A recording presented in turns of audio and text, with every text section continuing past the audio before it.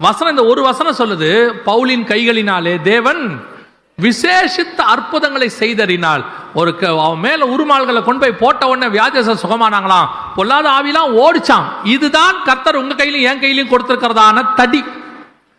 ஒரு பிரயாணப்படுகிறவன் அந்த வழியா போகும் பொழுது கையில தடியோட போனானா, நாங்க சமீபத்தில் ஒரு இடத்துக்கு போனோம். போகும்போது அது ஒரு மலை ஏறி இறங்குற இடம். ஸோ அது போகிறதுக்கு ஒரு 3/4 மணி நேரம் ஆகும், நடந்தான் போனோம். போகும்போது என் கூட வந்தவர் அந்த ஊருக்காரர் என்ன பண்ணாரு, கையில் ஒரு கொம்பு கொடுத்தாரு. நான் கேட்டேன், இது எந்த கொம்பு, இந்த கொம்புக்கு எதுக்குங்க எனக்கு அப்படின்னு கேட்டேன். அப்போ ஒரு வார்த்தை சொன்னார், மாஸ்டர் அப்படியே போகும்போது பாம்புக்கு வந்து அடிச்சிடுங்கன்னாரு.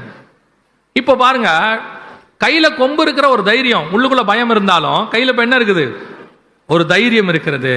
வந்தா அடிக்கலாம், வரல அது வேற விஷயம், வந்தா அடிக்கலாம். அப்போ ஒருத்தர் சொன்னாரு, நீங்க நடக்கிற சத்தத்தை கேட்டா பல மிருகங்கள் ஓடிடும். அந்த சத்தத்துக்கு அது என்ன செஞ்சிருமா, இங்க மனுஷங்க வராங்கன்ட்டு அது என்ன செஞ்சிருமா, போயிடுமா. சில நேரத்தில் டார்ச் அடிச்சுக்கிட்டே போறாங்க, அந்த வெளிச்சத்துக்கு அது என்ன செஞ்சிருமா, ஓடிடும். யோசிச்சு பாருங்க, உங்க நடக்கிற சத்தத்துக்கே அது பயப்படுது.